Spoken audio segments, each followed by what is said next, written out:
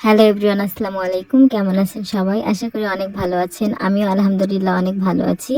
তো আজকে আপনাদের সঙ্গে আমি শেয়ার করব মসুর ডালের পেঁয়াজি। তো মসুর ডালটা আমরা আগেই ভিজিয়ে নিয়ে পেস্ট করে নিয়েছিলাম। তারপর এখানে সবগুলো উপকরণ একে একে অ্যাড করে দিলাম। পেঁয়াজ কুচি, মরিচ কুচি, আদা রসুন বাটা, মশলা সবগুলো উপকরণ অ্যাড করে দিলাম। তারপর এখানে কিছু ময়দাও দিয়ে দিলাম। আর এই ময়দাটা দেওয়ার কারণে পেঁয়াজিটা অনেক মুচমুচে হবে। তো এই যে সবগুলো উপকরণ দিয়ে দিলাম। আর এবার সবগুলো উপকরণ ভালোভাবে মাখিয়ে নিতে হবে। তো এইভাবে সবগুলো উপকরণ ভালোভাবে মাখিয়ে নেবেন। এই যে মাখানো শেষ, এবার এইটা তেলে ফ্রাই করে নেওয়ার পালা।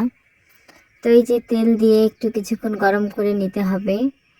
তেলটা গরম হয়ে আসার পরে ছোট ছোট করে পেঁয়াজিগুলো দিয়ে দেব।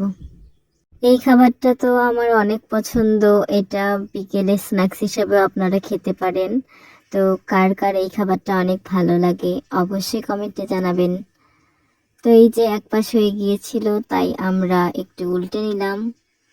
তো মনে হচ্ছে মোটামুটি ভাজা হয়ে গেছে, তাই তুলে নিলাম। এই যে আমাদের রেডি। তো এখন আপনারা টমেটো সস বা যে কোনো কিছু দিয়ে খেতে পারেন।